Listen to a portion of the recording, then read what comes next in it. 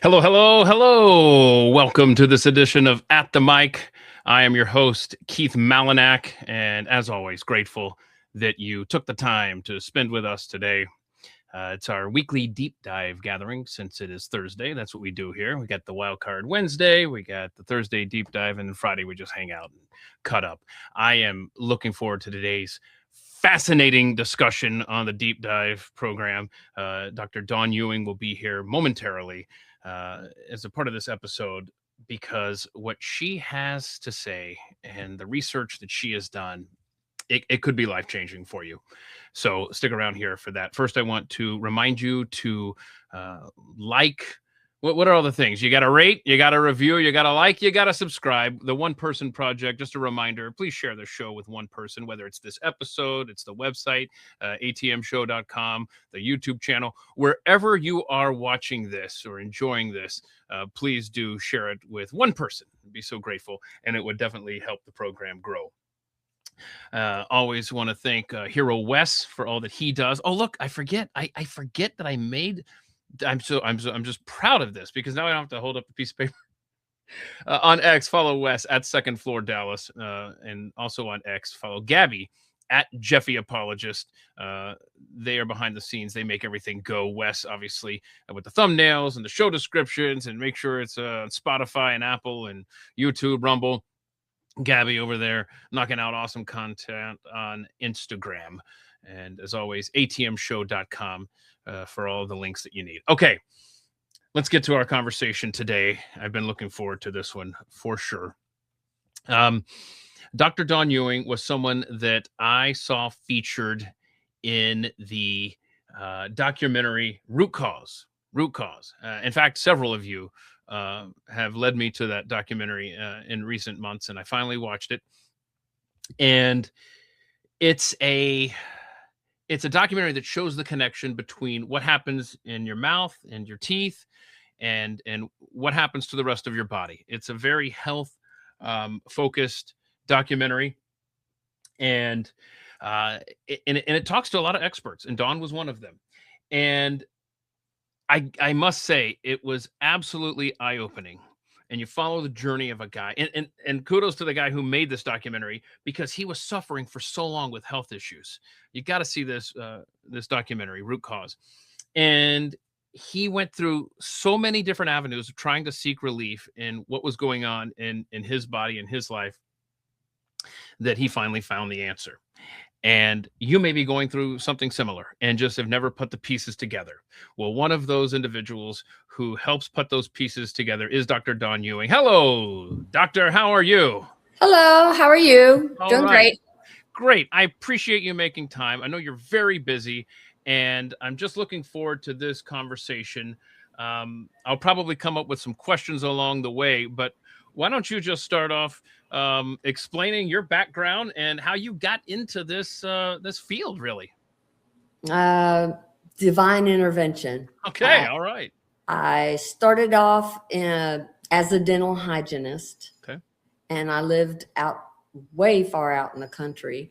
And I became involved with the volunteer fire department, which led me to go through EMT training and then paramedic school. And that took me somewhat part-time out of the world of dentistry and more into emergency medicine.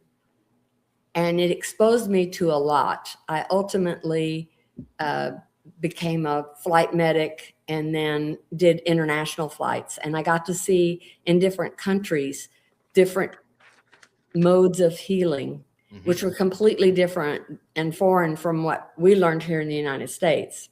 Right. Spending a lot of time in the emergency room, kind of fell out of favor with dentistry just because it was way more interesting in medicine. And then I decided to go back to school because I heard about the world of naturopaths. In Texas, naturopaths are not licensed.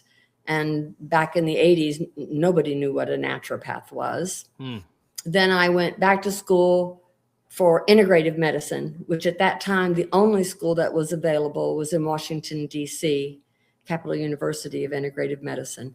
And that somewhere along the way, the person that started the Academy of Biological Dentistry had a stroke, and his wife was running the organization.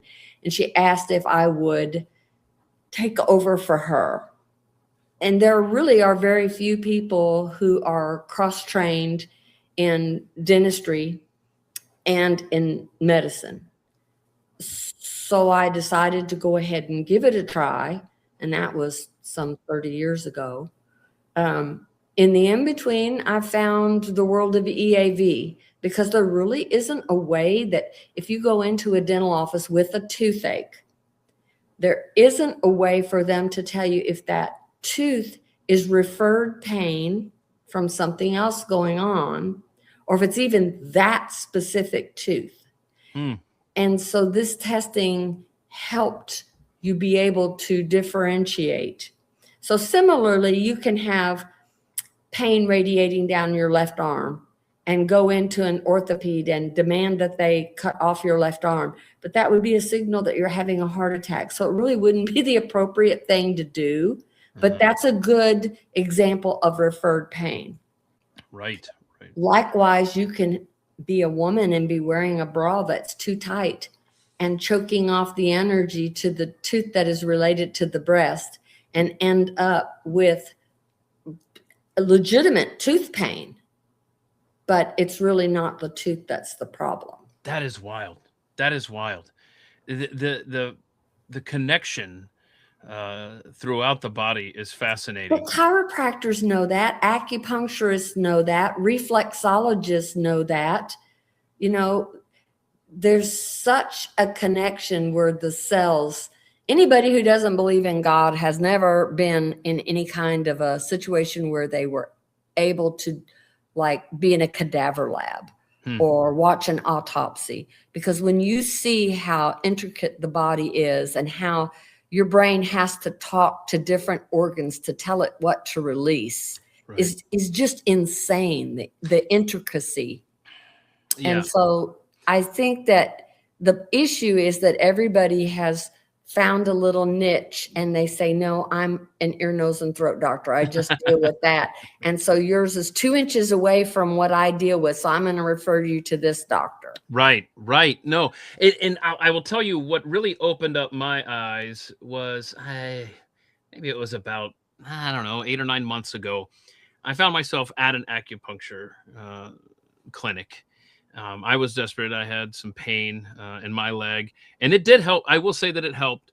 But what I really found has been the biggest help, and we've talked about it quite a bit here on At the Mic, is this red light therapy here. That, right here. I mean, I keep this thing close. I've got a little blanket. It's going to become a challenge during the winter. During the summer, because it's it gets a little hot with that little wrap around your leg there under the cover. So we'll figure that out later. But that has been fascinating for me. But when I was at the acupuncture, and they have you hold, and you talk about this in one of the presentations of yours that I saw, where you hold the little the metal rods, and there's the water. And the lady was going through on her computer, doing whatever she was doing, taking her readings and all this stuff. And then she stopped and she said, "What's going on with your gallbladder?" And I said, "What? She's like, something's up. I'm like, the signal's blocked." I forgot exactly the verbiage she used, but I told her, I said, "Well, I had my gallbladder removed 20 years ago." And she goes, "Okay." That blew my mind. And that really hit home after that, oh my gosh, you know what? This Eastern practices that maybe those in the United States and Europe, maybe we're not as familiar with. Maybe we should pay a little bit closer attention to what they're saying over there. Yeah, we have a tendency to believe that here in the United States, we're the state of the art and we're above absolutely everybody. And it's very enlightening when you go to another country and they're beyond where we are. Right. I mean, you look at Europe and the fact that they don't have GMO foods, they don't have 5G. They're taking the routers out of homes and schools, and we're putting them in. They're taking them out because they're finding health problems with them. Right. So we're behind and a lot of things. Yeah, that's that needs to be a whole nother show. I think I need to find a guest on 5G and all the stuff going on in our homes. My goodness, I just had a conversation. I don't know, was it 4 or 5 weeks ago, y'all? When I had the guy who did the research on why the San Francisco 49ers have so many injuries compared to the rest of the NFL. Well, hell, there's an electric power substation right next to their practice field, and they have all of these soft tissue and ligament injuries that the rest of the league doesn't experience in mass the way they do. Can you talk to us about, because if I'm not mistaken, the whole meridians thing, the whole map, talk to us about what that is about. That comes from Eastern Chinese medicine, if I'm not mistaken, correct? It does originally, okay, where arrows were shot into people and they weren't life-threatening. And they seemed to heal from other problems that they were having. That was kind of the first aha. And so they started documenting that. Marco Polo went over to Asia and was fascinated with the fact that they were using silk scarves around women's wrists and taking pulses, from several feet away, because they were not allowed to touch those women. And he brought as much of the technology and information as he could back to Europe. The Germans became absolutely intrigued with it. And they said, okay, so each of these little points, we should be able to figure out a way to measure. We understand that they use gold needles when they want to stimulate the energy on that point, and silver needles when they want to depress the energy on that point. But we honestly don't know, do we need to suppress it or do we need to increase it? I mean, so that's the quandary for us.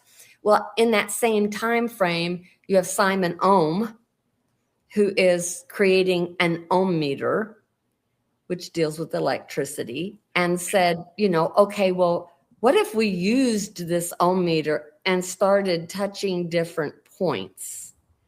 And then you have people like Tiller, who says, well, no, the skin has the same resistivity no matter where you touch. Well, then they found out that wasn't really true. They were able to use the ohm meter, a simple ohm meter, to tell whether that acupuncture point, which is reflective of a specific spot or organ on your body, if that meridian had a blockage, or if there was something they could do. And now they knew whether they could use a gold needle or a silver needle. It kind of morphed from there into the computerized world, and now we can use it for a couple of other things. But when you're looking at the body and its ability to be electric, the analogy I use over and over again, because most people can truly visualize that. If my hand is a floor lamp and I choose to plug it in and I turn it on, that's the way the meridian should be. The ability for the electricity to flow on it. Now, if I get a pair of scissors and I cut the cord, instantly I'm not going to have that ability, because the electricity can't jump the gap of where there's no wire. Everybody understands that. But my issue is, that's a root canal.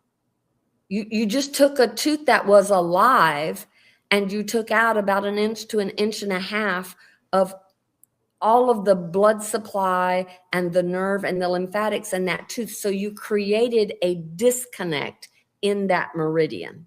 Now, there are, for the most part, 8 teeth on the meridians that it's associated with. There's a couple of them that are 4, like wisdom teeth or cuspids, your eye teeth. They only have 4. So one place, is that going to make all the difference in the world? Maybe not. But when you start disconnecting more and more areas, it goes both ways. You can have an organ that is so overwhelmed with toxicity, like a liver, and somebody who's taking Tylenol, ibuprofen, prescription drugs, drinking. Now that organ is overwhelmed. So it goes both ways. You can have a tooth that disconnects the meridian, Vice versa, you can have an organ, or like I used earlier, the example of a woman wearing a bra too tight. It literally chokes off the energy. And so the organs associated with that, and teeth are organs. They have their own lymphatic, their own blood supply, their own nerve supply. So that qualifies them as an organ. So that's fascinating. So not only because the focus of the documentary was the guy has the root canal, and then suffers health issues after that. You're saying it also works the other way, where you could have an issue. Yeah, why did he have the root canal done? That's why when somebody comes in and they have testing done, or I'm just talking to them, I'll say, you have to realize, why did you originally have to have the root canal? It's not natural for a tooth to die. So I would want to know of the organs, and not just even a root canal. Why did you get a cavity in that tooth? You know, the enamel that is on your lower front teeth is actually thinner than the enamel that covers those back teeth. If most people are getting decay in their back teeth, primarily their molars, it makes sense if what I learned in school was it's all about your brushing and flossing. So we would coach people over and over and over again. You need to brush, you need to floss, you need to not drink sugary drinks, you need to not eat sticky, sugary foods. It's all about the plaque on your teeth. And yet you wouldn't see decay in the most vulnerable areas. You would see it in teeth that when you look at the x-rays, I literally now can say, wow, I'm looking at your x-rays and the only fillings you've ever had in your mouth are on the lung and large intestine. Let's just have a conversation about that. Did you have asthma as a child? So you're lining up the teeth, the number, like whatever the tooth number is, with different parts of the body, right? Yeah. That's incredible. That's incredible. Well, my gosh, now I got so many questions. A moment ago, I didn't have any, but now I've got like 12. I will tell you this. I chewed sugary gum like an addicted smoker would go through a pack a day. I would do that with gum in high school and college, and it was just a habit of mine. And wow, did I end up with a lot of cavities. And in fact, this back right, and it's so ironic that we're having this conversation this week, because a while back I think it was a crown back here. It cracked, but there was no sensitivity, so I let it go. Then I went to the dentist. Was it Monday, y'all? And I had a teeth cleaning, and I thought at the time that the lady was using a tool, like a scraper, or what was it called? I don't know. And it was really harsh. It felt like I've gone to this dentist for 15 years, and this tool's never been used. And I remember thinking, okay, that could be a problem. And so then the next day, so then Tuesday, yesterday, I'm eating potato chips, and that trouble tooth that I just told you about cracks into 3 different parts. Thankfully, it hasn't felt sensitive since then. But here's what I wanted to ask you. They're going to have me come back and do like this emergency visit to check it out. And I wanted to talk to you and say, okay, should I just leave well enough alone if it's not bothering me? Because now I'm scared about doing anything in my mouth after seeing that documentary and seeing. Yeah, no, I don't know if that tooth has had a root canal and that's why you're not feeling it. I don't know if the tooth did its own root canal because the tooth was traumatized and the nerve actually died and it calcified. There has to be a reason why you're not experiencing any discomfort. Is it one of the last teeth in your mouth? It's the back right one. I have had at least one root canal in my life, but I can't for the life of me remember where that was. It would be interesting to see if and that's what I always say. It's interesting. I mean, 2 weeks ago, I'm in the most random place talking to a woman about glass when all of a sudden she asks me a question and I thought that's odd. And so I said, okay, tell me more about that. Well, her boyfriend has melanoma of the eye. And I said, wow, that's unusual. Okay. Would he by chance have a root canal? Oh, I don't know. He does have a dark tooth right here. And I said, well, when you go home and look at him, it would be the canine. the cuspid, the one that's slightly pointed, a fang tooth. You can call it whatever you want. And sure enough, she texted me because I gave her my number, and she said, I don't believe this. Yes, that tooth is root canal. Well, it's on the meridian for the eye. Oh my goodness. I mean, it's just, all I can say is it's serendipitous, it's coincidental, it's anecdotal. I mean, it's not anything you learn in school. So if someone comes up to you and says, hey, I have pain in this part of my body, do you know off the top of your head what tooth number that correlates to? In other words, if I give you a pop quiz and says, hey, why is my left shin always hurting? Are you able to go, hey, what's the shape of tooth number or whatever? Oftentimes, but there are 8 teeth on that meridian. So you've got 4 on one side. So it could be 2 on the top or 2 on the bottom, and they will crisscross. So it could be 2 molars and 2 bicuspids, or 2 bicuspids on top and 2 molars. So, but your particular tooth is related to the lung and large intestine, and also to arteries and veins. So it's not the most uncommon thing for someone to have maybe a gold crown placed on that tooth, and then they start having problems with their blood pressure. Okay. And we ask the dentist to take the crown off and put a non-metallic crown on there, because remember, gold stimulates. Right. Okay. So, and if their hypertension just seemingly disappears, or I've had patients with a root canal that has reabscessed, but they don't feel anything, because when you do a root canal, you take out the nerve. So I'm not expecting that they feel anything. Yeah. Well, one of the things I wanted to talk to you about from that documentary is explain the connection that is seemingly there between breast cancer rates and root canals, huh?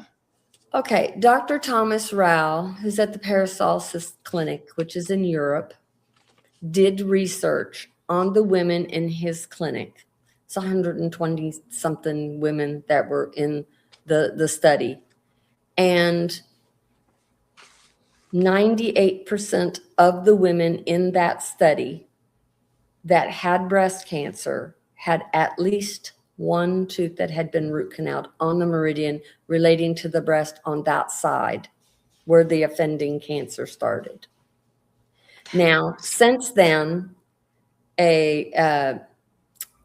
we employ a dentist that's a researcher at the IABDM, Diana Cortez, and she, for a while, worked at Sloan and Kettering, and was able to kind of stuff what she heard me say in her mind, and started looking at patients without really a formal study. And she said she was gobsmacked. And so it just becomes habitual then for a functional physician to ask, is there anything that I am not really aware of going on? Are there some disconnects? Could you have a root canal somewhere that I need to know about? And it's not just root canals. It could be an extraction site that didn't heal well. We call those cavitations, but it can't be diagnosed as a cavitation until you actually get the histology report back. But what I want people to know is, yes, there's dead tissue in these root canals. Yes, there's dead tissue in these ischemic areas of bone that breeds bacteria. And some of the bacteria is very scary when we test it. That's not really my issue. I think that an immune system that is functioning correctly, your body will be able to take care of that bacteria, virus, whatever it is. Otherwise, we wouldn't have any doctors or physicians working in emergency rooms, because they would be sick and die constantly. I mean, all the time. They're being exposed to things. I think the issue is the electrical disconnect, that the body is trying to say, clean up on aisle 9, and it picks up a mic, but the mic is not plugged in. So you can say clean up on aisle 9 all day, but you're not going to get anybody with a mop and a bucket there. If you look at an old-timey phone, which most young people have never seen before, that only are used to mobile phones. But if you look at a corded phone and you're trying to dial 911, but someone has disconnected that phone line, you'll go through the motion, but you won't get what you're trying to achieve to happen. Is there a chart out there, or maybe there's one hanging in your dental office? I don't know. Is there something that shows the mouth? And I should have looked this up, honestly. Oh yeah. If you go to my website, there's an interactive one that you can. Yeah, you can plug in the tooth and it'll tell you which organ. You can go to the organ. It'll tell you. Okay, that's what I want to see. What is your website? Go to drdawn.net. Okay. Just drdawn.net. And there's an interactive chart on there. There's actually a colored chart as well, which was my thesis work, because I was very frustrated trying to learn these on my own. I would always start with the top right, which is a wisdom tooth, tooth number 1, which is associated with the heart and small intestine. And I would go down to the bottom wisdom tooth, and it's associated on the same meridian. So that made sense. But then when I went to the next 2 teeth and tried to get them to correlate with the bottom, they didn't. If you can go further on my site, there's an actual chart. Okay. Not that. That's the interactive chart. But if you go over to dental meridian chart. That one? Keep going. That's the. What have I done? Let's see here. Shoot. Go to store, because I know it's there, so that'll at least get us. Keep going. Scroll down there. Look at that chart. This guy right here. Mm-hmm. All right. The orange. You see how that lines up. Okay. But then when you go to the green, do you see how the green does not line up? Yeah, that's odd. Okay, well, that was my frustration. For months, I kept thinking there's something wrong with my brain. I can't get this. Finally, I took index cards and I started laying them on the floor. And I went, oh my God, they don't go in a straight line. Well, I had seen an acupuncturist who didn't speak English. And, I apologize to anyone that this is offensive to, but this is my experience and what I heard as he was trying to teach me, on the face. And I went, can you say that slower? And maybe I could try to phonetically write it down, but it came out the same way. But he kept making this sign of a crisscross on the face, an X on the face. Well, if you look at that, how does the green go in comparison to the blue? The meridian actually makes a zigzag. See that on either side. All of the other teeth line up. So if you're looking at the front teeth, the yellow, and the only reason I put it in yellow is all those teeth have to do with urine and bladder and prostate and ovary and uterus, all the reproductive. So it made sense to me. If it has to do with urine, it should be yellow. Make it yellow. Yeah, absolutely. And what looks good next to yellow? Purple. Although I don't have anything to do with Louisiana. I just randomly picked purple. I thought it was a good contrast. And then I kind of went from there. So you can see that they all line up perfectly, except those molars and bicuspids. So I'm looking at the date on this chart, April 10th, 2001. Oh, yeah, but that chart was made way before that. It was made originally in 93, maybe. 93. Okay. Well, and I got that information from probably 12 or 14 different charts that are out there that have been made for. One was for physicians, one was for massage therapists, one was for chiropractors.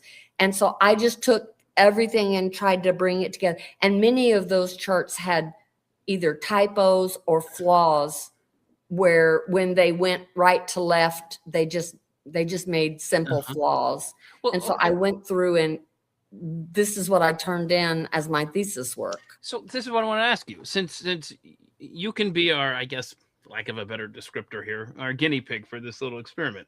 For over 30 years, the way I understand it, you have had access to these charts, whether it's stuff that you have researched, come across, combined into this handy dandy chart. Whenever you have experienced, you, Dr. Dawn, have experienced some sort of issue in any part of your body, have you looked at this chart? Maybe you have it memorized now. I don't know. But in the 30 plus years, surely you've had stuff that's ailed you. Has it 100% always lined up with issues in the teeth, or maybe the teeth has signaled an issue somewhere else that you weren't aware about? Like, in your own personal experience, how has this chart been applied to your life? No, I don't have dental. I have really good teeth. I have really good teeth. The only thing I've really ever had done is I had my wisdom teeth taken out while I was at the dental school. Okay. And I did develop areas that required open bone biopsy. At that particular time, I was having a 90-day migraine. And I had gone through my blood work, and I had seen a neurologist, and nobody could tell me what to do. I was on boatloads of magnesium. I changed my diet. Yeah. Finally, I just sat down and said, if this were a patient coming in, what would be the first thing I would want to look at? I would want to look at a toxic load, and I would probably do EAV on teeth just to see. I can't do that test on myself. And there's really only 4 people in the United States that do that test using EAV. There are lots of other people who use muscle testing. Dietrich Klinghardt for years has been teaching about dental problems as it relates to, and he's an MD from Germany that teaches applied kinesiology. So there are other people that do that. So I basically went to a biological dentist and said, would you be willing to do an open bone biopsy on me with no information that you would normally get from me? And he looked at me and I said, it would be me. And he said, oh, wow. Okay. But when that pathology report came back, it came back osteomyelitis, which is a bacterial infection in the area where that wisdom tooth was removed. It didn't fill in with healthy bone and had just kind of festered there for quite some time. That toxic load being reduced, my pain was gone. Wow. I mean, we're talking about almost the moment they gave the injection, which is more a neural therapy thing. But I left there numb and with no headache. I had them do the other side. I did have 2 dry sockets down the bottom. So I went ahead and had them do the other side. And the pathology on it came back with osteonecrosis. So it never did fill in with healthy bone. It was dead bone. Nowadays, we would send it off for PCR testing and find out what bacteria and virus were in there, because maybe it's going to come back with Borrelia. Well, that's Lyme. That gives your physician a whole lot more information than just, yeah, you have bacteria in there, which is all the information that I had. But no, for me, my experience is more people coming in referred from their primary care or their dentist, and I say, don't tell me anything about yourself. Just please let me go through and do the testing and find out where I've got electrical blocks. So the way I explain that is, can you take a break for 10 seconds and let me go get something? It's a visual. Okay. Yeah, absolutely. And I will take this opportunity. She did tell me, Dr. Dawn said that before we got started, we might hear a parrot that she just rescued in the background. And we have heard a couple of cameos from said parrot. And I told her, look, that's the territory here. You're going to hear my dogs tell me when a leaf is blowing through the yard or someone is walking by the house. So I totally stray animal noises on At the Mic are we're no stranger to those. That's for sure. But I'm just fascinated by this, y'all. And I don't know if you have health issues, but I think looking at a tooth chart, what is the harm in that? And maybe it works the other way. Maybe you have tooth pain that's warning you of something going on somewhere else in your body. I don't know. I just know that the mainstream medicine and the medical field does not know everything. And if you weren't aware of that, uh, maybe you don't recall the COVID era that we all lived through not too long ago. And in fact, coming up on the Wildcard Wednesday show, 13 days from now, a couple weeks out, I'm going to talk to a nurse who will tell us firsthand her experiences in a hospital during the COVID era and how that completely changed how she approaches her line of work.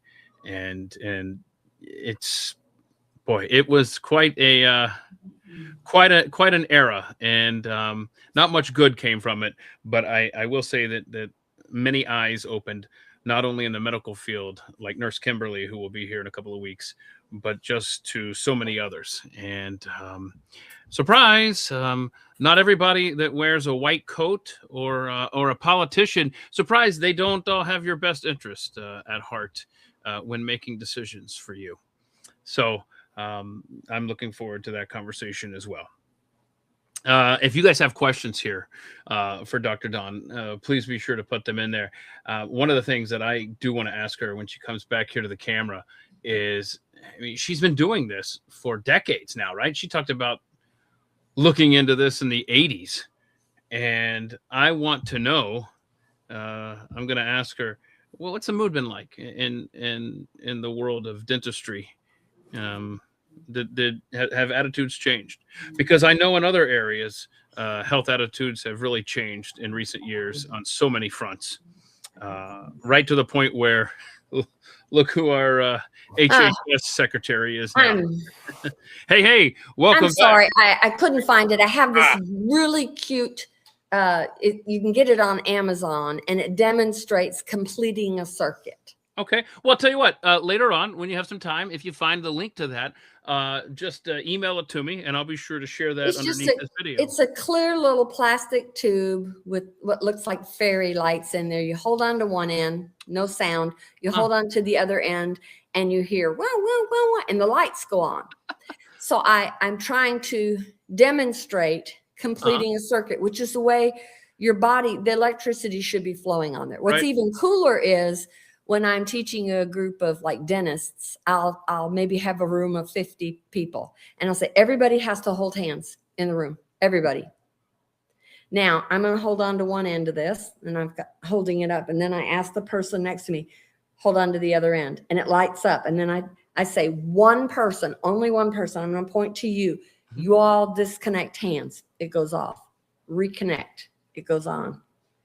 So you can show how the electricity. So there's something when you're sitting next to someone and you hold their hand, you shake their hand, you give them a hug. There's an exchange of energy as we're connecting. It's super cool. So when I'm doing my testing on people's teeth, what I visualize myself as is the electrician coming into your house saying, ma'am, what's the problem? My dishwasher doesn't work. Okay. Did it work yesterday? Yes, it did. All right. I see you have power to your house. I checked your breaker and it didn't trip. So let me check all of the different wall outlets that are on this circuit and see if anything is awry. Right. Where there's an electrical disconnect, if that electrician cut open the wall, he might see that the wires are no longer connected. He would splice them back together, and your expectation would be that the dishwasher starts. But in this case, it doesn't. So he continues and he finds another spot where it's disconnected. He cuts another hole in the sheetrock, finds another area where the wire is disconnected, splices the wire back together, and instantly the dishwasher runs. Because your body is like old-timey Christmas lights. When I was very young, if you had a bad bulb, you had to find the bad bulb in order to get the lights to function. Mm-hmm. Nowadays, you can have all but one bulb be out and you will still have one bulb lit, but that is not the way your body works. So if someone starts methodically having dental issues. And I'm going, oh my gosh, I mean, do you realize that all your root canals are all on the same meridian? Okay, well, which one do I need to have taken out? Oh, no. And I'm going, okay, that's like asking the electrician, which part of the wire am I going to splice back together? And certainly you are not going to expect results. Right. But now the electrician can look at me and say, I understand what's going on now. You have a mouse that's loose in the wall and it's nibbling a hole in the wiring. So what we have to do is find the mouse. And that's the root of the issue. So you start looking at people's mouths and it is mind-boggling. They'll have 8 teeth all on the same meridian that have all died or had root canals or been extracted or have humongous dental work done. You'll see some people will come in, they had their root canals removed, they regained some health, but then they put implants in. And I'm going, well, yeah, but you put 8 implants in and they're all on the same meridian. So, I mean, I don't understand what somebody didn't understand. They disconnected you again. So, you know, even if we're talking about zirconia, which is the least offensive material that we could use, because the titanium has issues for immune systems. All titanium has nickel in it. Okay. So that's a problem for a lot of people. We're finding that the titanium corrodes. We're finding that there are galvanic reactions. So somebody may have some dental work done, but now they break their ankle and they have to have a plate put in, and they have all these random illnesses because there's a galvanic reaction going on constantly throughout their body, which is just shorting things out. Yeah. And I feel like you kind of were starting to explain that there. And, yes. And yes. What I wanted to ask you was, what is a typical appointment to your office like? Like you know, I'm semi-retired, okay. so no new patients, please. Yeah. I do work with a couple of dentists. I do work with a couple of MDs that know that if they have a cancer patient and they they don't know why, it just doesn't make sense to them what's going on, that I would take on their case and, you know, give them a good once over and send that report. Then they leave with the report. So the patient gets the report and they take it to their physician and to their biological dentist.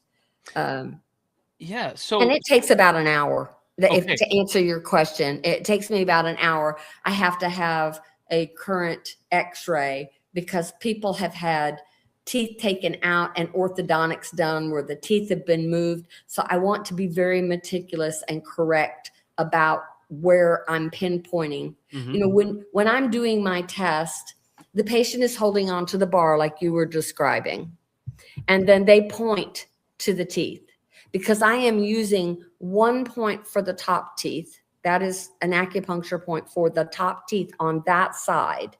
And then I use a different point for the lower teeth, but that one point is reflective of 8 spots in the mouth. Wow. So I have to have them touch, and then I test.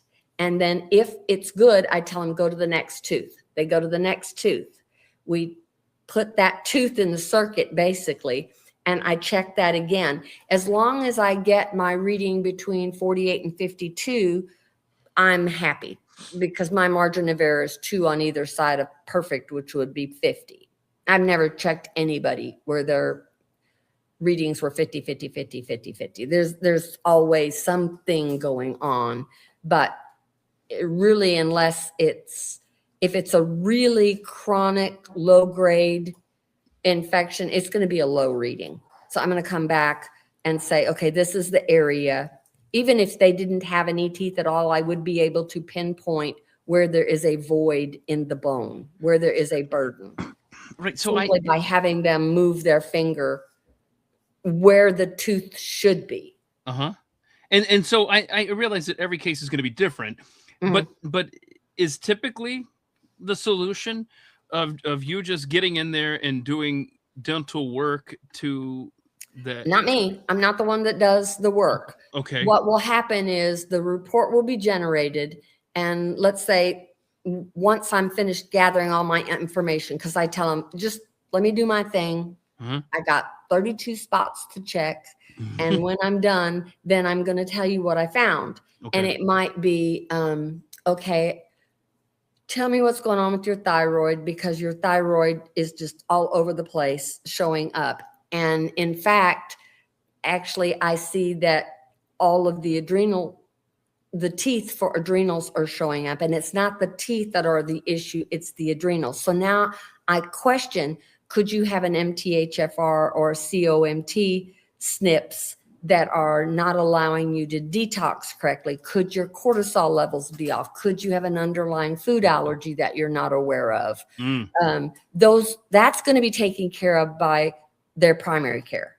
A dentist can't take care of that. The dentist can't take care of the thyroid. You know, is the thyroid that it's overwhelmed with heavy metals like mercury? Is it that it's deficient in iodine? Is it that they need their prescription tweaked, or they need to be on a prescription? Again, that's not something for a dentist. A dentist wants to know, is this tooth healthy enough for me to do dental work? Because it's not going to look good if I do dental work and then the tooth blows up. They're going to blame me. They want to know, is there a burden that I need to be aware of so that we could have a conversation about, you know, most dentists are taught you save a tooth at all costs, which means the patient dies, the physician and the dentist are at the funeral, both looking at the corpse, and the physician says, I don't understand what happened. I mean, they were perfectly healthy, and then all of a sudden they weren't. And the dentist is going, look at their teeth. Don't they look good? I did all those crowns just recently. Doesn't their smile look amazing? Yeah, they saved some teeth. Nowhere in medicine do we leave cadavered anything in a body and expect that everything's going to be okay. Again, for me, it's not the bacteria issue. I recognize there's not been one root canal that's ever been sent in that was sterile. That is what we were told in school to tell a patient, that we are going to take out the nerve and blood supply. We're going to sterilize the inside of the tooth. We're going to put a crown on it and you will be fine. But that comment, you will be fine, came back to haunt me, because nowhere at the dental school did they teach anything about blood work, no blood values. And nowhere did they tell the dentist, really, proper care would be that you get on the phone and you call the patient's primary care and say, Dr. Hayes, I had to taxidermy one of your patient's teeth. And the physician would say, what does that mean? You taxidermied a tooth. Why would you do that? Well, we did a root canal. Look, we were trying to save the tooth, and we have. But if there are any changes in the blood work, will you let me know? Because if this creates a chronic low-grade infection, my patient's not going to feel anything. They're not going to have any pain because I removed the nerve. So what happens is that conversation never occurs. The person is getting blood work done. The physician is going, well, this doesn't look normal for you. Okay, let's see if you have a urinary tract infection. Let's see if you have an upper respiratory infection. Let's see if you have sinus infection. I can't find an infection, and now it's been 2 years and we've been doing testing and it's stayed the same way. I guess these are your new normals. No, it's not a new normal. It's that person living with a chronic low-grade infection.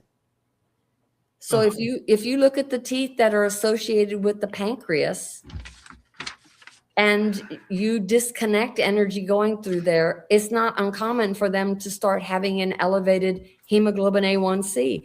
Even a root canal off that meridian, because it's a chronic low-grade infection, and diabetics don't do well with infections anywhere in their body. And then you clean that area up, which in this case sadly means removing the tooth and cleaning out all the dead bone around it. When you do that, you reconnect the meridian. Now, most people go, wait a minute, you just took out a tooth, so now I've got a hole and you're telling me it's reconnected. Yes. Remember my lamp? I cut the wire. So what does the electrician have to do to fix it? They have to remove the air gap. The tooth is the air gap. So the electrician will move the wires closer together. You can't just move them closer and hope that the electricity will jump. You have to remove all the airspace and splice the wire back together. When you remove all of the dead bone around that infected tooth, the meridian instantly reconnects because your body is designed to heal itself. You cut your finger, you don't have to look at an encyclopedia. Okay, what do I need to tell my brain to start thinking about to start the clotting cascade? It just happens. Gosh, yeah. I mean, the human body is absolutely fascinating, and this conversation illustrates that fact even more so. I wanted to ask you because I think you mentioned earlier that you really started looking into this, I guess, in the 80s, right? That's no, I started looking into it in the early 90s. Okay. And it just so happened that we had one patient sent to us that had lymphoma. MD Anderson in Houston told her, go home and die. She'd flown out to see a dentist in California who was doing this technology. He was no longer doing dentistry. And he told her, it's this one tooth. Okay. So she's adamant she wants the tooth taken out because that was his suggestion, to have the tooth removed. She didn't have a root canal on that tooth. And so now I'm in a panic. Why would we take out a perfectly healthy tooth? Which we do that in orthodontics, but this just didn't make sense. And so I spoke with the dentist that at that time I was working with, and he called the dentist that was in California, and he said, look, I'm telling you, the tooth is not healthy. Yeah, but I don't know you from Adam. Yeah, my patient wants the tooth taken out. Well, her family is very wealthy and owns a considerable amount of downtown Houston. And so they managed to have a lawyer involved and said, look, if we sign this, this, and this, will you just take the tooth out? Oh, wow. So the tooth was removed and we sectioned it. It was dead. There was no blood in the tooth. It had done its own root canal, had been traumatized somehow years ago, and it just died. Now, she's not alive today, but it did buy her some more time. Immediately after that, I had a patient that had chronic, and these are both in the book, that had chronic hepatitis C, non-responsive to interferon. That's how I met the acupuncturist that doesn't speak English very well, because I'm on the phone with him and he take tooth number 6 out, tooth number 6, it's not good. Take tooth out of fat liver. And I said, okay. She told me which tooth it is, tooth number 6. And she told me it was connected to her liver. And my question was, how? With the string? I said, it's not connected to your liver. And she said, no, it is. He tells me it is. And I said, well, he's not a dentist. I mean, this is crazy. I took an x-ray. It was an old root canal tooth and it had reabscessed. Wow. So I said, okay, well, the dentist removed it. And I was curious. So my follow-up was, how are you doing? And she said, I'm in remission. And I went, what? Wow. I mean, this just doesn't make sense to me. But yeah. I was at the point where I was trying to decide what to do my thesis work on. And I was going to do it on something with periodontal disease. But this really, both of those two things were like God shouting at me, saying, please look at this. So I started collating data on different meridians and the teeth that they were associated with, all of the people that I was seeing. And I would just ask them, hey, tell me about your health issues. Let me look at your x-ray and see what teeth have root canals, which teeth are missing, which teeth are dead. And let me see what I have. Well, my husband, who was at that time in seminary, is looking at our living room floor, and there's one pile that's way higher than the others. And he said, why is that pile higher? And I said, well, that's your front teeth have to do on men with their kidney and their bladder, but also their prostate. And I said, I didn't even know what a prostate was or what a PSA was until I started doing this research. And all of these men either have a tooth that was knocked out from a football injury, hockey injury, something that happened, and the area of bone didn't fill in very well. So the meridian is still disconnected. Or they had a root canal where it was disconnected. And I said, so there has to be something to this. I mean, it's just mind blowing. Okay, we leave from him and I having that conversation, and we go to a party. Now, mind you, he's in seminary at that time. He is not a pastor now, but he was in seminary at that time. We're at this party, and I'm getting a plate with some vegetables and dip. And I hear him as someone comes up and says, oh, Toby, please pray for my dad. He just found out he has prostate cancer. And instead of holding her hand and praying with her, instead he said, oh my God, Don will want to know if he has a root canal. I thought, wow, I created a monster. Well, I mean, well, did you ever find out if that was accurate? If that was no, I didn't. I thought, oh my God, now is not appropriate. I gotta find another corner of the room to be in. So let me ask you this, because you mentioned MD Anderson, which is the gold standard for healthcare in Houston. Yeah. I've lived there. I know. And so it's I mean, it's par for the course for the medical community these days. And there is a time and place for everything. I don't want people to. Integrative medicine for me means that when you're hit by a truck or you're in a car accident, it is the time you get in the ambulance and you don't deny yourself finding out that you have a ruptured spleen, because trust me, taking arnica is not going to help your ruptured spleen. So there is a time and place for absolutely everything. But what I wanted to ask you is that, if you've been working on this and acquiring knowledge in this realm for the last 3 decades plus or what have you seen more of an acceptance in the medical community to what you have learned and the knowledge that you've gained? I think so. I have more physicians that refer to me. Yeah. I think what really stopped, I mean, I was so used to being called a kook and a wacko that it just doesn't faze me anymore. But I think what really opened dentists' eyes was CBCTs, because I was seeing some people that were not my patients. They would be a friend of somebody else's. Hey, come see Dawn, let her, test you and see what's going on. And then they would go back to their dentist and say, my root canal failed. I'm here because I think that's what I'm supposed to tell you. And so do we retreat it? Do we take it out? And they would take a regular x-ray and go, I don't see anything. So she's crazy. There's nothing there. When CBCTs came out, you could see, you could turn the x-ray. Oh, okay. Like your 3D x-ray. Yes. And then all of a sudden, these dentists that didn't think I knew anything were referring people to me saying, there's all this stuff that's showing up on the x-ray. I'm curious how it tests. Well, it's not going to test well. I don't know why you'd be really curious.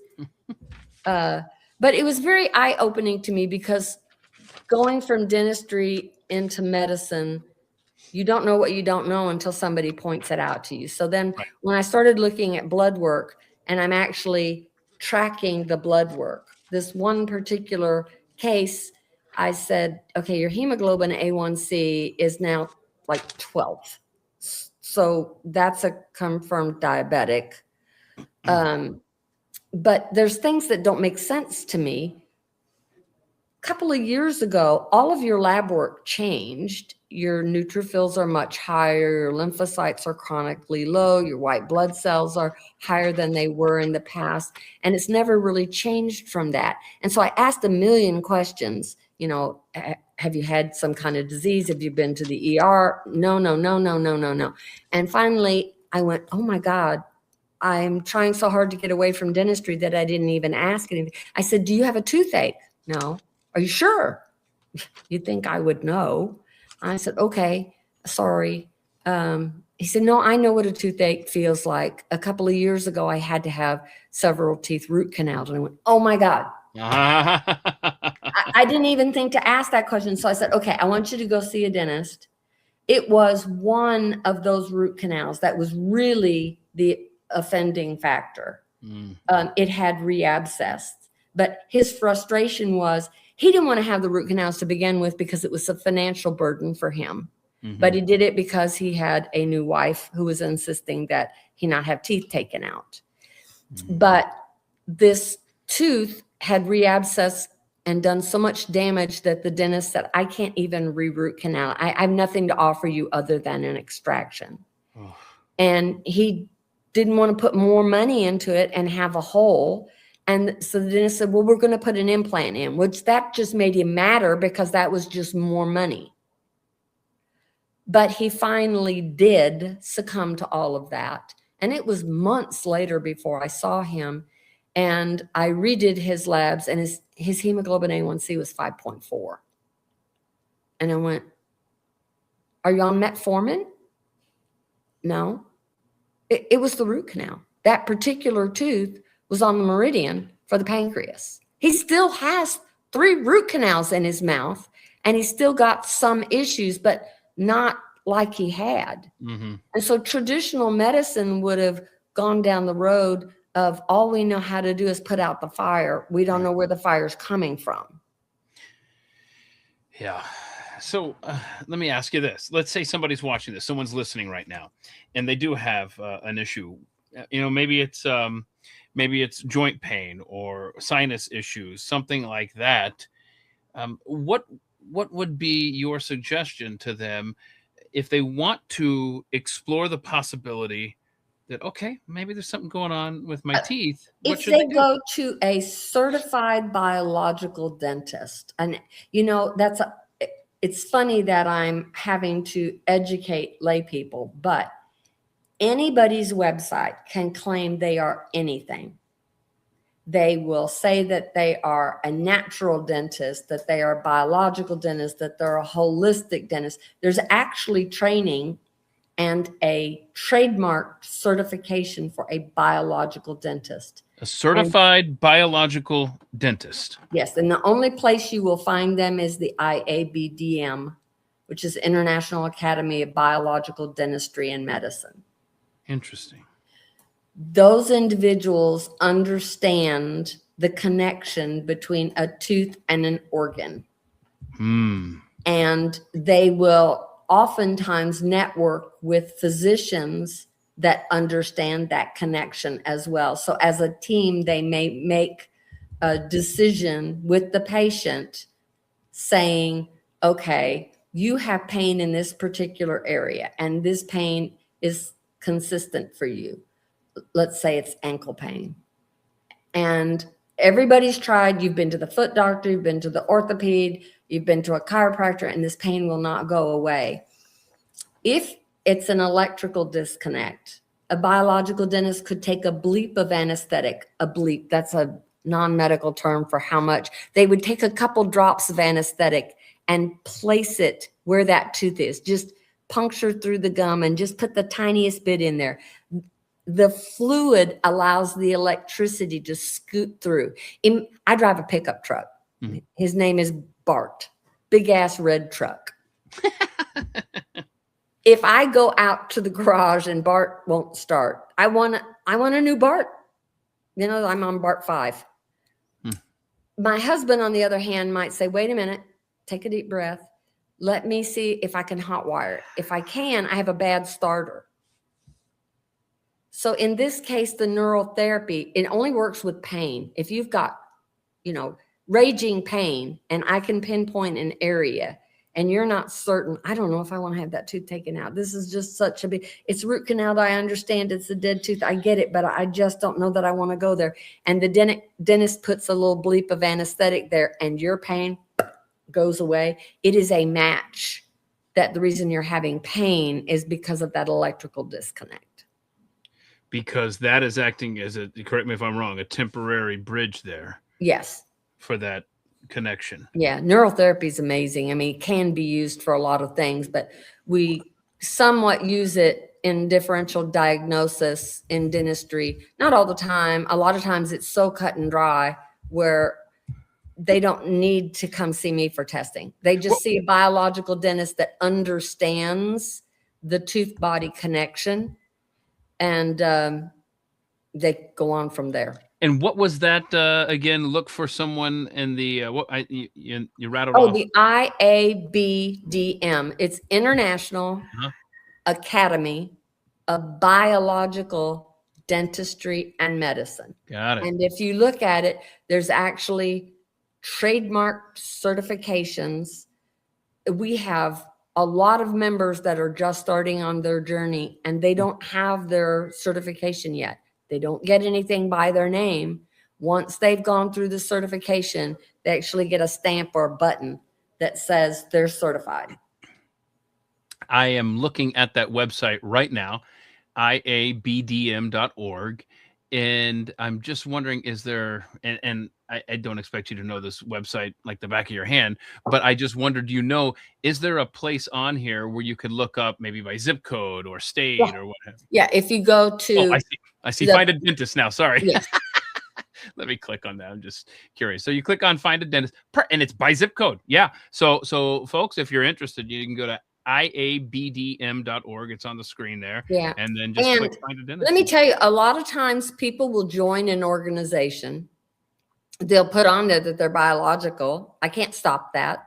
They can't use their certified biological, but they have no intention of going through training. They want to jump on a bandwagon and they want to get advertising and say that there's something that they're not qualified yet to say. Therefore, I had them put some questionnaires on there that the patient can download and literally take into the dental office, not only for amalgam removal to make sure it's done correctly, but for other things in the office. Wow. So you're intimately involved then with this website. I'm the executive director. That's what I said that, earlier, that the lady that wanted to step away asked me would I step in. That's what I took over 30 years ago. Okay. Understood now. I apologize for not. No, it's okay. Okay. And it is super frustrating. A dentist office might say that they are mercury free. Mm-hmm. And that in their mind means they don't place any mercury fillings. It doesn't mean they know how to take them out. There's actually a protocol, and it's on the website, the Protect protocol, that exceeds another organization's protocol, because this one incorporates OSHA rules and regulations. And what's really interesting is when I go talk to traditional dentists and they go, well, this is cuckoo. I would never want to become biological because I would never want to do all of this stuff. And I start smiling going, this is required for every dentist. It's not biological dentists. If you have mercury in your office and you have an employee, you are required by OSHA to follow all of this. I'm sorry you don't like it. It doesn't have anything to do with being biological. It has to do with being a dentist. Then go repair cars. This is fascinating. It's amazing what, and I'm just going to speak for myself here. It's amazing what you think when you just start, just leaning on tradition, really, and not explore these other possible issues and these connections that I just find absolutely fascinating. And I just wish that my eyes were open to a lot of this stuff many years ago.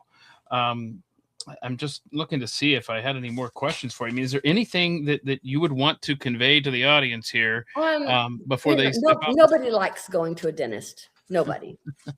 I've had a week. I hear you.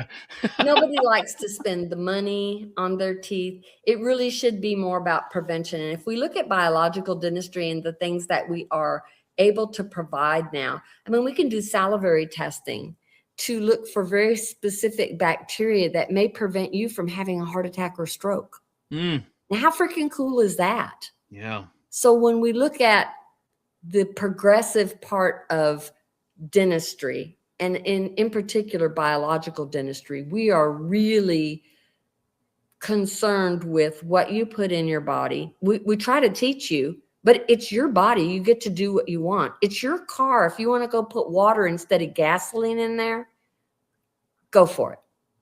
But don't come to me afterwards and complain because I told you to put gasoline in there.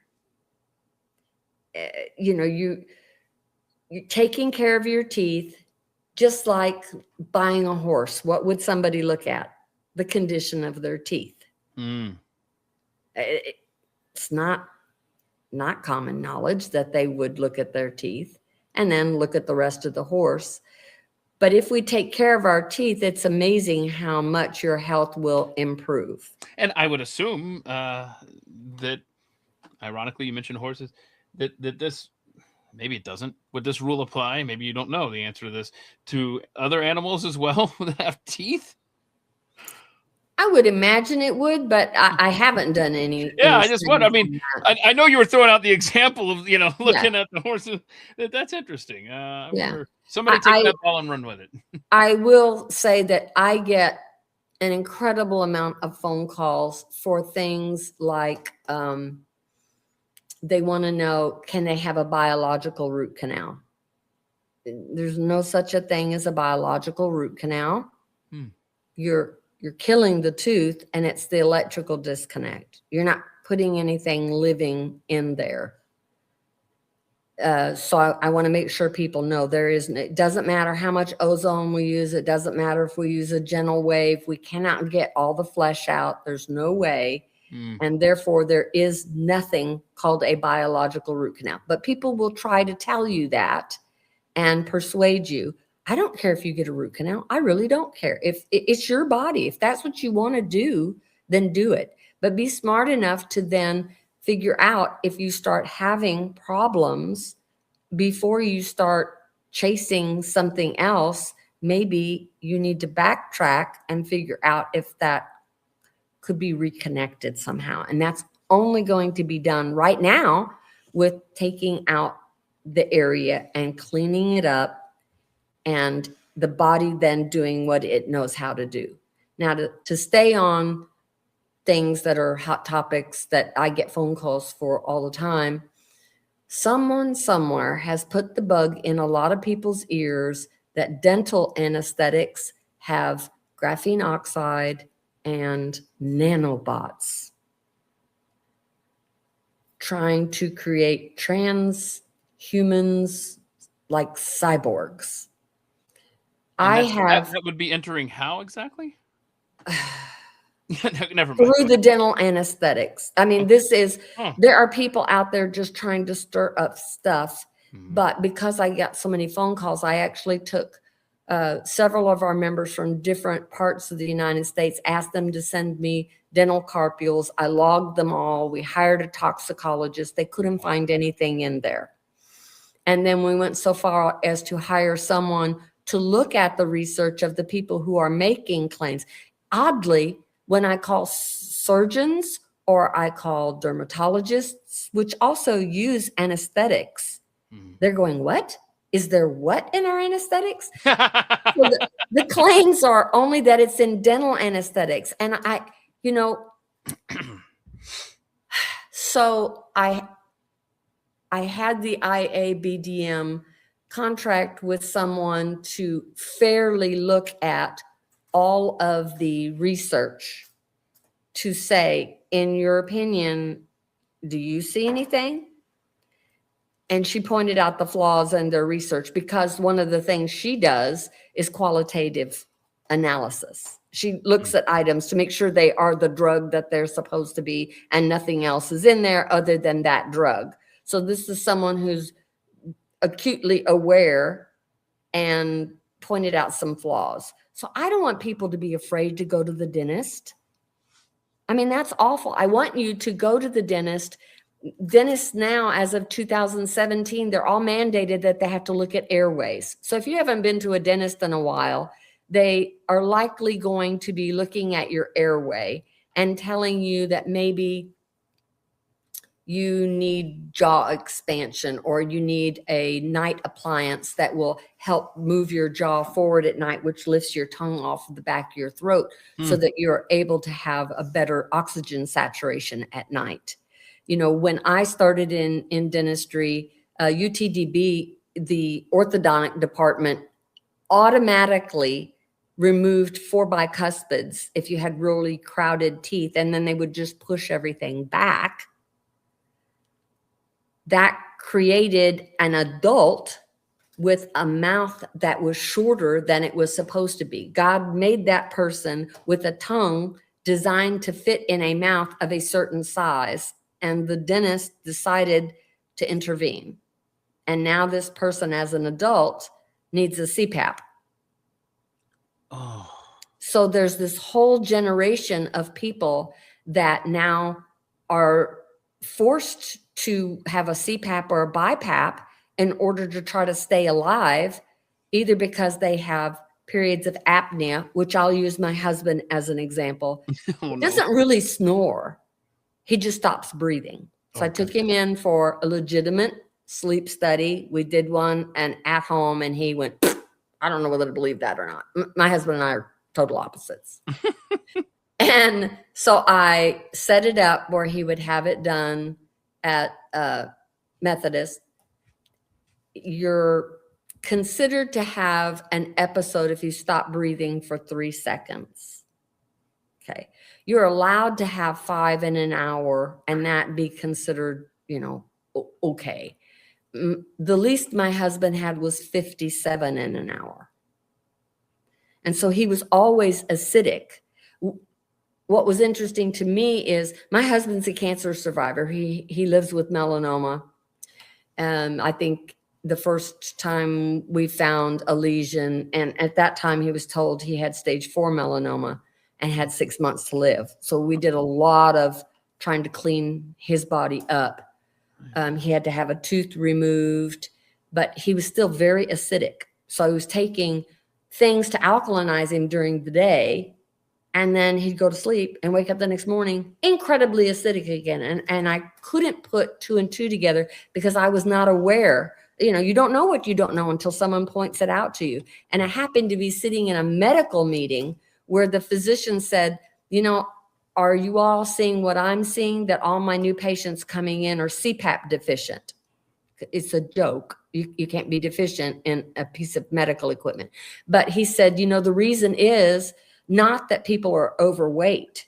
Yes, your tongue is a muscle. When you gain weight, your tongue gains size and it will block your airway, which is why traditionally a physician will say you just need to lose weight, but it comes across offensive to the patient. If you explain to them what was going on, it might be an easier pill to swallow than just you're fat. You know, that just doesn't fly very well. Right. But he said, no, it's actually dentists. Well, you know, nowadays when you go to a physician, they no longer take the tongue depressor and look in the back of your throat. It's kind of been taken over by the dentist, and the physician was like, oh, great, you can have that. So they still look in your ears when you go for your physical, but they don't really look anything else. So when you go to a dentist, you should have a head and neck exam for an oral cancer screening. That's mandated. And then they should be looking at things for your airway, a Malinak score to see if you have enlarged tonsils or an elongated uvula. So dentistry has really come up in the world more for your medical benefit than just cavities. But again, for me, when we talk about cavities, when somebody comes in, let's say 50 years ago, when I first graduated, if I saw a small child with 2 6-year molars that came in and they already had cavities, I was taught to turn to the adult that was in charge of them, shake my finger and say, didn't you know these teeth came in without a baby tooth coming out? These teeth come in back in the back behind the baby teeth. No, I didn't know. Okay, well, you're not a good parent because you should have been brushing this child's teeth so they didn't get a cavity. Okay, the top molars are have come in as well, but there's no decay. Now, remember what I told you earlier about the crisscross, if you look at the chart. Right. So once I started having my paradigm shift and my aha moment, my languaging changed. And I would look at the parent and say, there's 2 areas of decay, both of them on molars on the bottom. The molars on top are also in, but there's no decay. I want to know, does your kid have asthma? Are they living in a house with secondhand smoke? Could you have mold in your home? Does your kid poop 3 times a day? Are you kidding? This is my kid that poops once a week. Okay, that's a problem. And in dentistry, we can't fix that.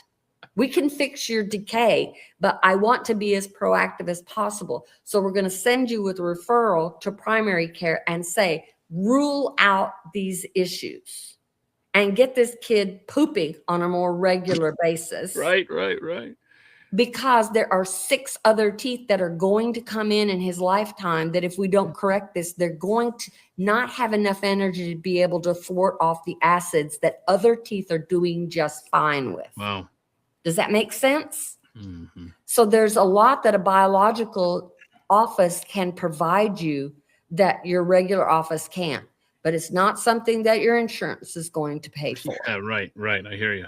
So if you're the kind of person that I only do what my insurance does, you're going to get what you get, which is not very much. Oh boy. So, okay. I got one last question for you. And it's kind of a self-serving one, but let's just say someone, and I'm talking about myself, but someone's watching and they're in relatively good health. I told you about the leg issue, but I really do think I have that under control by this miracle called the red light therapy. But you're in generally good health, but you have a mouthful of, I don't know. I've had so many fillings in my lifetime. I know I've had at least 1 root canal, at least a couple of crowns. A lot of stuff has happened in my mouth over the years. Would you recommend someone like me just go to one of these biological dentists and just let them look in there and say, like, in other words, is there anything that can be done, or should I leave well enough alone, or Oh, no. I mean, that's what, when people come in and they have testing done and they're depressed, I'm going, no. This is good news that there's something that can be done. Bad news is you come in, you've never had a filling in your life, you've never had a tooth taken out, and you have some debilitating disease, and I can't find anything that I think can help you. Right. That's depressing. Certainly, most people my age that have fillings have amalgams, and those are 50% mercury. And the worst thing they could do is allow someone to remove that mercury filling without following protocol. Because the moment the dentist touches that filling with the diamond drill, it generates heat, and that makes the mercury off gas more. So you're just breathing in that mercury. Let me tell you that I was mercury toxic. And so my son, I didn't have any fillings. I'm at the dental school. Dental hygienists cannot place mercury fillings in Texas, but they can in other states. So we had to learn how to do it for 2 years on dentures. So I am not wearing a mask. I'm not wearing gloves. I'm working with the denture, and I'm filling teeth with mercury. I graduate. I then want to get pregnant, and I have several miscarriages. Sorry. I finally hold the pregnancy with my son, but my son was autistic, and we couldn't figure out why 2 healthy people would have a child. And it took us years to find out he was autistic. That's part of the reason I ended up going back to school, because nobody knew what was wrong with him. You should just put him in an institution. And my son has since passed away, but he made it to age 26, and he got 20 hours of college, which we were told in 5th grade he would never graduate from high school.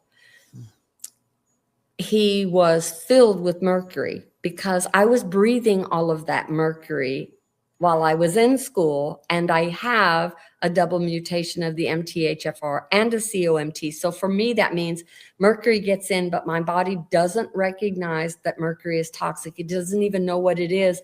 So it's like leftover parts from building an IKEA bookcase. You recognize that they're extra parts, but you don't know what to do with them, and you don't really want to throw them away because you're afraid you might need them the moment you throw them away, so you stuff them in a drawer.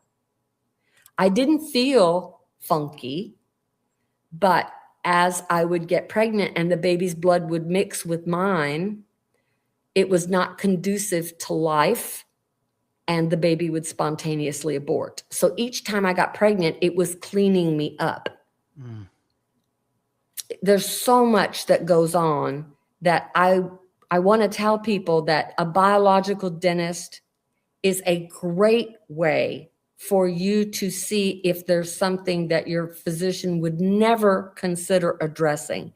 And again, with all the salivary tests we have, with face contrast microscopes and us being able to see that you have a trichomonas or an amoeba or something that is completely able to be taken care of, but it's not supposed to be in your mouth. You know, when you brush and floss, you should never, ever be able to spit and see pink in the sink. There's no reason you should ever see blood. When you wash your hands and you use a cuticle brush and you get in and you scrub under your fingernails, if your cuticles started bleeding, you would freak out. Mm. That's the way your gum tissue should be. Is that durable? And people just say it's normal for my gums to bleed. No, that's not normal. That's not healthy. So yes, I would encourage everybody, but you want to look for somebody who's certified, because there are an awful lot of people out there who are on their learning journey, but they're not where you may need them to be yet. Yeah, well said. I just want to say I'm sorry for your series of losses, and bless you for turning your knowledge into this kind of, I almost want to call it a ministry. Yeah. It's truly excellent information and knowledge that you're sharing. And I hope that folks will check out your website, drdawn.net. Well, actually, I'd rather them go to the IABDM. Okay, there you go. IABDM.org. Yeah, I am trying to semi-retire. I am still the executive director, but I'm going to put them in someone's capable hands. Okay, all right. Go from there. And that website is iabdm.org. It's been a fascinating discussion, truly educational, and I'm so grateful for your time, Dr. Dawn Ewing. Thank you for sharing this knowledge with us. And my goodness, I feel like I want to go to one of these biological dentists and then report back to you and let you know what they say. Do it. I'll be here for you. Okay, I appreciate it. Thank you for your time today, and thank you to all of you. We'll see you tomorrow at 3 p.m. Eastern for the Friday live stream. And don't forget the Alaska show with Ward Clark we did yesterday. That was fascinating as well. Bless all of you, and we'll talk to you soon. Bye-bye.